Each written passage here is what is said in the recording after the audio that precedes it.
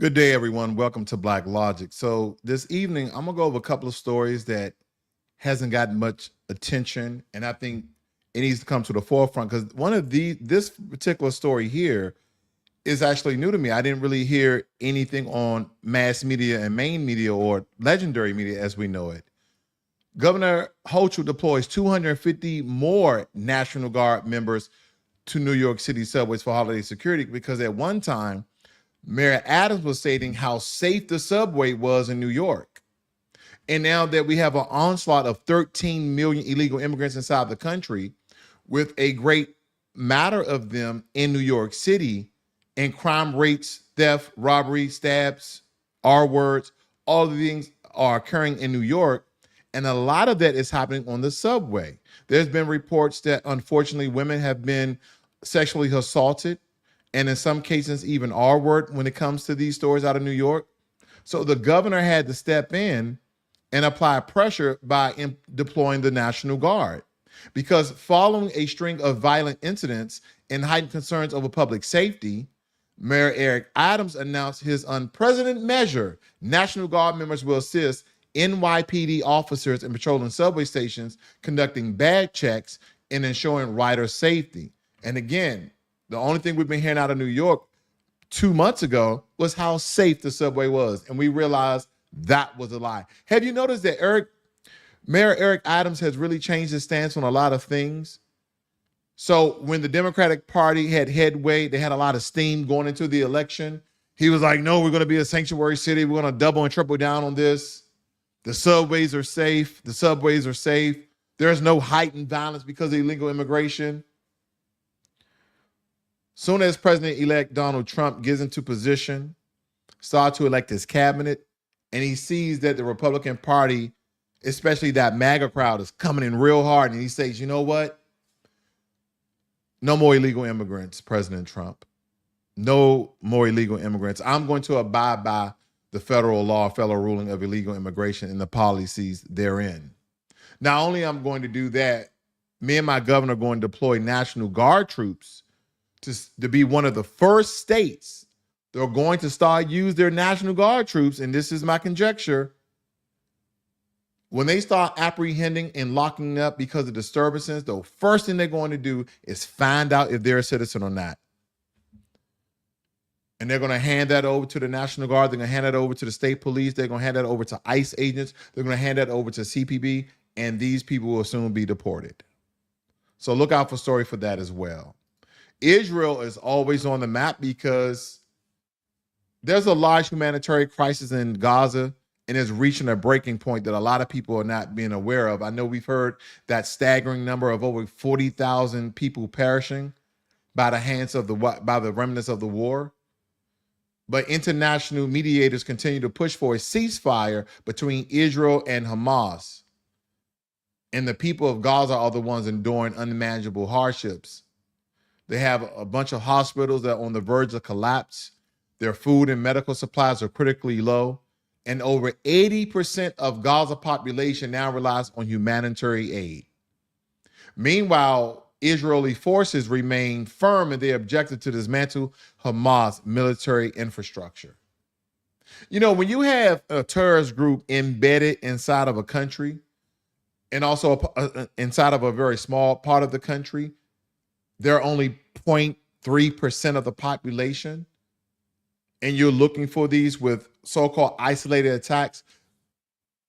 Being a former Marine, being a former soldier myself, the one thing I do understand, that innocent people always get harmed and killed, unfortunately. And there's a set number that America just will not go over after so many people are being harmed. But as I'm looking at Hamas versus Israel, I just don't see the same strategic tactics. And I'm not taking sides on anybody's accounts. I'm taking sides of the innocent people who are losing their lives each and every day. That's the side that I'm taking. That's the side that I'm taking. From the conflict to personal health, Israeli Prime Minister Benjamin Netanyahu is set to undergo surgery to remove his prostate. The procedure announced by his office earlier today and scheduled to take place at the end of the course week. Don't wish harm on the man at all. I just wish that Hamas, Palestine, Israel not only comes to a ceasefire, comes to a peace treaty. Again, we're looking at the betterment of the people, not the few that govern them and put them to orders. Now, Vladimir Putin came out and apologized following the airline crash that tragically killed 38 people. But Putin, he stopped short of taking full responsibility for the accident which occurred during the trading relations in the region. And why should he take responsibility for this if he didn't do it? Now, there's no evidence, there's no proof yet that Russia had anything to do with this plane crashing. Some people are stating that it's birds, some people are stating that it was a missile strike. But there's been no proof that come out behind this. Switching to the trade and economics, Mexican business leaders are urging former President Trump to reconsider his threats and imposing tariffs on goods imported from Mexico. You know why? Because Mexico hopes that Trump focuses, that he shifts, and he's encouraging investment south of the U.S. border as 2024 elections heat up. Now, this is a good ploy by Mexico. This is a very good strategy. Like, hold on, don't impose tariffs on us yet. What if we told you that we can do the same thing that the Chinese has been doing for America for the past 15, 20 years? What if, and at the same time, we can almost solve the illegal immigration problem, especially when it comes to Mexico and Mexicans? I want you guys to think about that. Are you guys for empowering Mexico the same way we empowered China? Because America, again, our businessmen are just not making things in America. Even though that will employ Americans, even though that will stabilize the economy, when we're creating, innovating, putting out intellectual property at work, and we're paying people a fair pay for fair wages. But in a capitalist society, you need low impoverished people, and in this case, countries like China, where they exploit their people. That's why you have all these rising billionaires in China. When you're only paying your staff $1, $2 an hour, if that, then yeah, you're making 1,000% of the money. That's the return of China. And that's why they have the second largest GDP behind America and still climbing. So again, if we're going to outsource to all these different countries, which I'm against, but if they're going to do it anyway, then yeah, why not Mexico? They're part of North America. We have a quarter of their population in America. We could get rid of illegal immigration. Why not? I don't see the issue in that. I don't see the issue in that. Why not? And here's another thing. We have Mexican Americans who've been here for a very long time as well. Why not empower the people who helped build America as well, after Black people built the foundation of it? Got to make sure I don't leave that out. I know some people are going to throw in the Irish thing. I don't know why, but hey, it is what it is. Now, back in Washington, President Joe Biden has officially, I just might as well get this off the screen, signed an anti-hazing bill into law aimed at cracking down on hazing practices in school, colleges, and workplaces. And this is supposedly a bipartisan measure that includes harsher penalties for organizations found guilty of hazing-related deaths and injuries. But this should have long came. This already should have been in law. Again, it seems as though that Joe Biden, correct me if I'm wrong, it seems as though Joe Biden is doing more in his last 60 days than he did in his entire 4 years. I think, I won't even say I think, I believe that President Biden is perturbed at the Democratic Party himself. I think he's really upset about that. Now, states across the country are rushing to legalize sports gambling, hoping to crash in on $1 billion industry. Recent studies show that over 70% of Americans now support legal sports betting. Let me tell you something about sports betting. I've never done it. I know my son has done it. My son, who's over the age of 25, or excuse me, over the age of 20, rather, 21.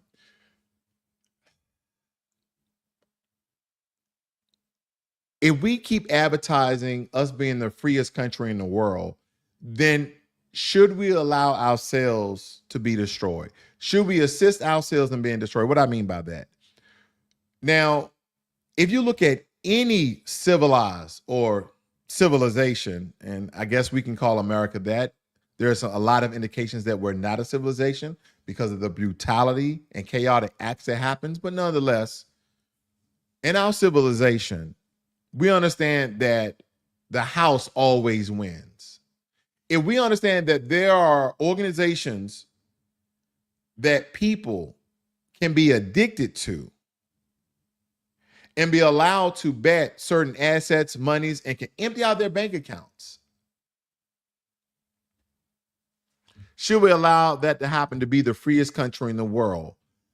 Because of the freedom that we preach, because of the freedom that the Constitution speaks of, I want to say yes, but there will have to be a lot of safeguards. And I just don't know enough to let you know those safeguards, but we should not allow people to destroy themselves and their family. But I'm saying that we shouldn't have it all together. I'm not against not having it, but there should be a lot of safeguards.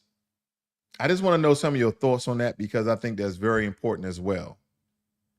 Now, there are some other things that came out that Biden, he was regretting that he withdrew from the Democratic Party because there's a lot of White House talk. President Joe Biden previously expressed regret over his decision to withdraw from the 2024 race. And he believes he could have defeated Donald Trump if he had remained a candidate. I disagree. There is no way that Joe Biden was going to beat Donald Trump because a lot of people saw that he had failing health issues. He was forgetting what to say. There was all things happening to Joe Biden. And at the age he was, he's an 80-year-old man. And I was definitely not speaking down about him. I wish I can still have the cognitive ability to even speak at 80 years of age, let alone run a country or pretend to run a country or be the face of a country. So again, we can hate all the things that Biden did with policies, but I'm just speaking about the man and the age. But he definitely go sit his old ass down somewhere. Excuse my language. Just go sit down somewhere, enjoy your retirement. He just was on a beach the other day. He's like, it's over. Because sources close to the president indicated that Biden now feels he succumbed to party pressure and that his continued candidacy might have led to a different electoral outcome. I told you guys time and time again that Joe Biden doesn't give a damn. He is spilling all the beans. He said that my party pressured me out from running the second time. They had me to drop out of the race. And I'm surprised he didn't name drop yet, but we still got time. The inauguration is January 20th. We still have time for Joe Biden to tell us, was it Nancy Pelosi? Was it Chuck Schumer? Just let us know. I mean, you already 80-some years of age, became vice president, president. You've been in politics for damn near 50 years. You might as well just spill the beans. Because the American people definitely want to find out. President Biden has also expressed disappointment in his choice of attorney general. He reportedly believes that appointing Merrick Garland was a mistake, citing Garland's perceived slow response in prosecuting former President Trump for his role in the January 6th insurrection. And a lot of people are saying now it's a January 6th scam. And that's what it seems to be when you have, 28 FBI informants on the ground.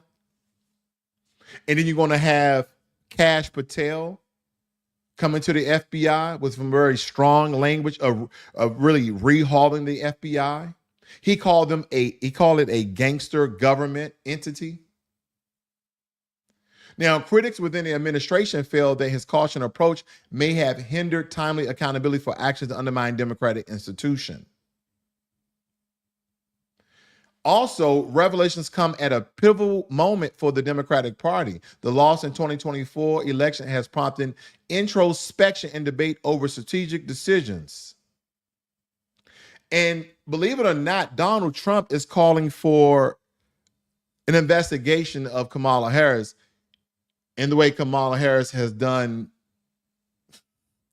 how she went about gaining money and what she did with that money to undermine him running for presidency.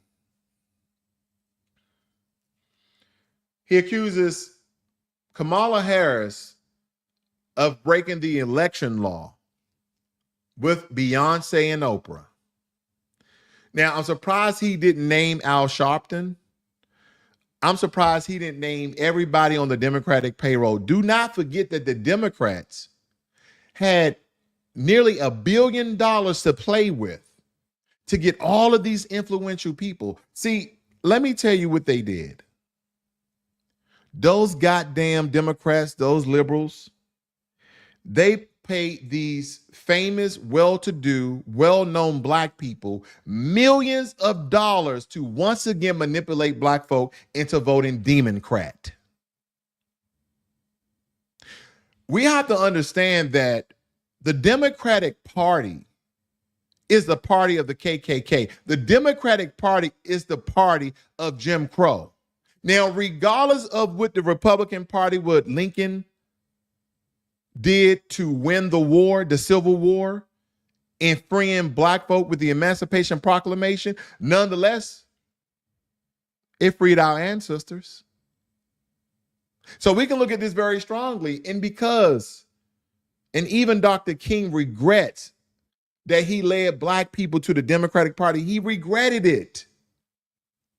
Dr. King said it himself. And that's why essentially his sentiments were to return to the Republican Party if we was going to be politically affiliated. Because a lot of us have to come to grips with that. The Democratic Party for quite some time have been talking loud, saying nothing, making empty promises, hinting at particular promises. And the only thing they've ever done for us is give us a show. Last election term when Joe Biden won, don't forget about Meg Thee Stallion and Saucy Santana talking about no voting, no vote. We didn't forget about that. Remember they had the retired overweight strippers talking about get your booties to the polls? Y'all guys don't remember all this disrespect? If you don't vote for me, you ain't black. And we still triple and double and quadruple down on voting for freaking Democrats and liberals altogether. And even when they said that they was going to put drag queens inside of our kids' school, black people still headed to the polls to vote for the Democratic Party. Just don't just think that you're voting for a person. Don't you just think that. Don't you just think that you was voting for Kamala Harris, whether she was black or not. Identity politics, left and right, up and down. Oh, the Republicans are racist. And I'm not a Republican. I'm not an independent or Democrat. I just look at the policies, as we all should, because the policies are not only going to benefit you, but it's going to benefit the betterment of America. And the only thing we kept being feared to is, what about Donald Trump? He's just unregulated. He's unscripted. He's this, he's that. And I agree.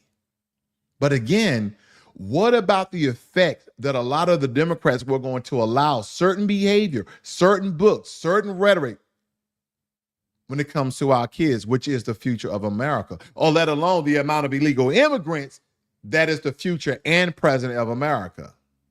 Now, even if they agree, President Trump and Elon Musk with the H-1B1 visas, how they hire folk, those people are in the country legally. We should never be against legal immigration, but we should sure damn be against illegal immigration. But it comes to a point, and I understand how some of these non-MAGA Republicans are talking about, why are you guys not hiring Americans? Why are you guys not training America? If we're going to have a Department of Education, then why aren't half our classes automation, robotics, AI, coding and software? Why aren't half our subjects inside of our schools, especially in middle school and high school, but we are willing to hire hundreds of thousands of people from East Asia to take up all the technological jobs in America, and they're living the grandest life? I don't blame those people from East Asia. I would exploit America as well. I will come to a country where I'm going to live 10 times better than I would in my own country, because they are not empowering their people to do better.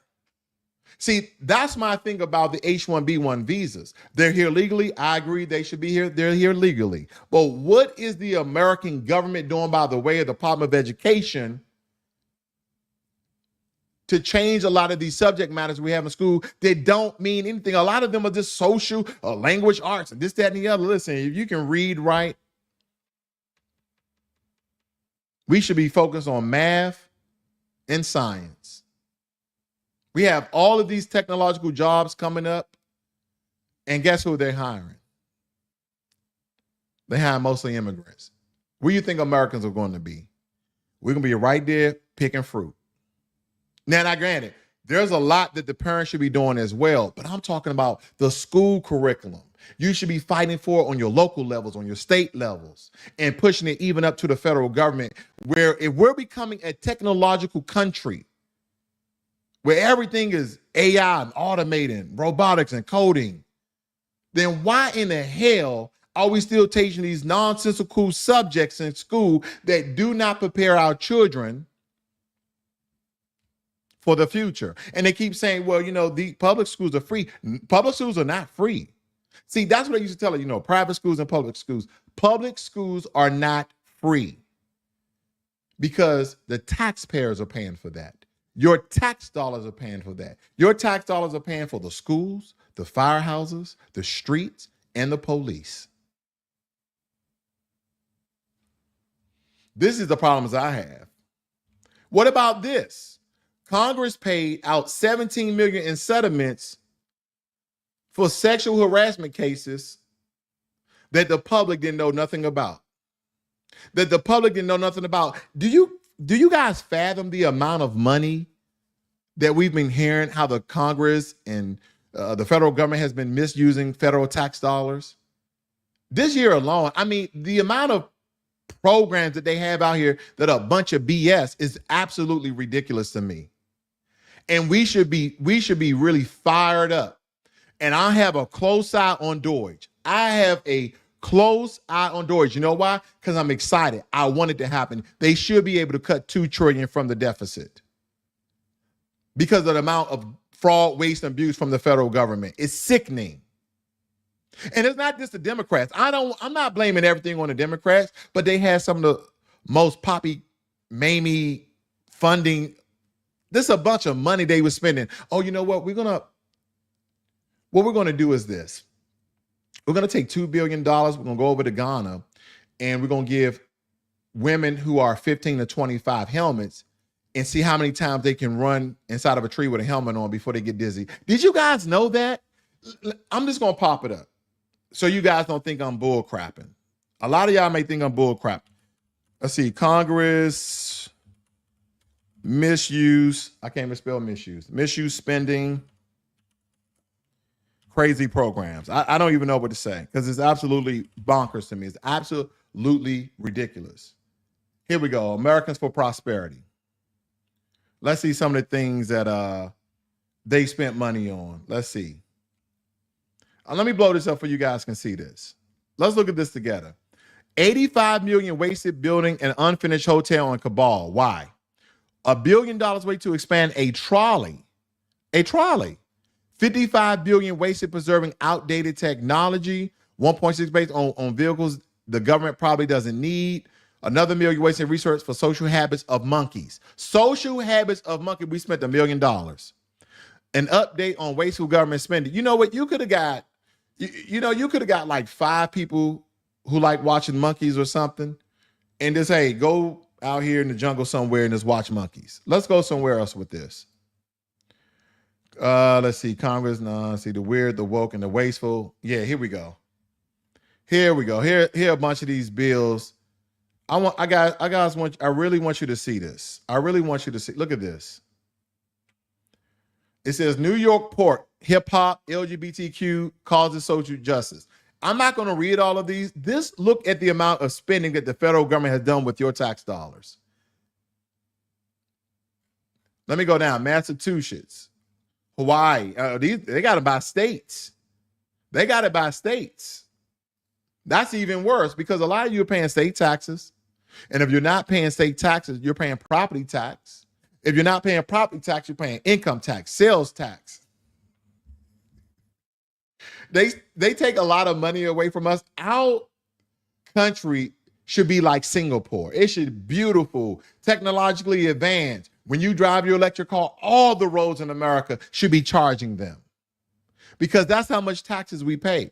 See, a lot of people don't believe, if you're a business owner, a lot of people don't like the fact of a flat tax. Then again, they will actually pay their fair share. But I'm just thinking about America and what it could be. I just picture a very technologically advanced country because we have the technology, because we have access to the people with the technology, with all the tax money that we pay. Some people will even argue that certain parts of America look like we live in a third world country. He's saying that he would defeat Trump. Now, Trump is old as well. Trump is in his late 70s, but he moves around, not with that dance. I think this is a rich old white man dance, but you got to go ahead with that. But nonetheless, he speaks better. He moves better than Biden. Biden didn't have a chance. Biden didn't have a chance. Last thing here. Let me show you guys something very, very intriguing. I'm going to make sure I blow this up because I don't want you guys thinking that I'm bull crapping. U.S. Department of Justice, February 5th. Dear Attorney General Garland, enclosed, please find a confidential report explaining the prosecution or declination decisions I have reached as required by that, CFR. As we previously discussed, at the request of the White House counsel and personal counsel to President Biden, collectively counsel, I agree with certain conditions, including non-disclosure to allow counsel to review a draft of the report for the purpose of determining whether to exert any claim of privilege and otherwise providing comments to the special counsels, blah, blah, blah, blah, blah. Then it goes on to state, earlier today, counsel submitted to my office an enclosed letter. After reviewing their letter, my team and I corrected the following minor errors. The draft reported stated that we reviewed the material that were deemed to be classified at the top secret sensitive compartment information level when the National Security Council conducted pre-publication review for the Reagan diaries. And it goes, we have amended the sentence by adding someone after the word review. Now, what am I talking about? This has a lot to do with some of the documents that Joe Biden had at his residency. Joe Biden had at his residency. Look at this really quickly. Here we go. Did I stop sharing? Give me a second here. Let me pop that back on here very quickly. Here we go.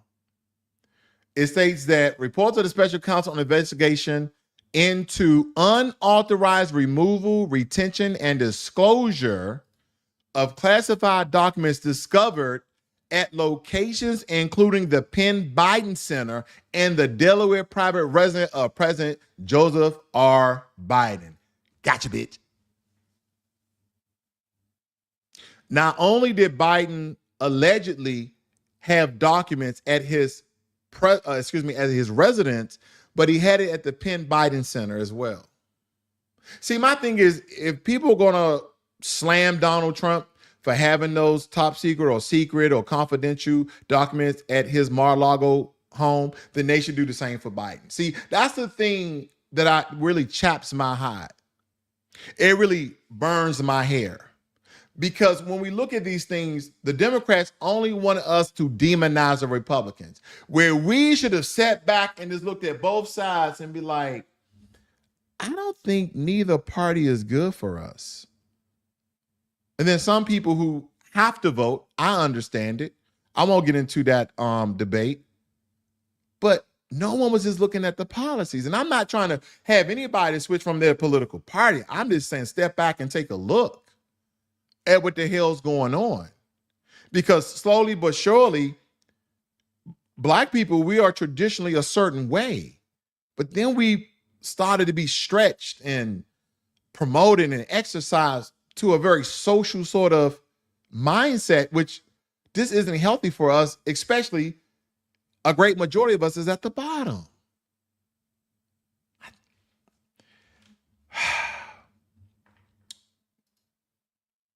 You guys have a great and wonderful evening. This is Black Logic.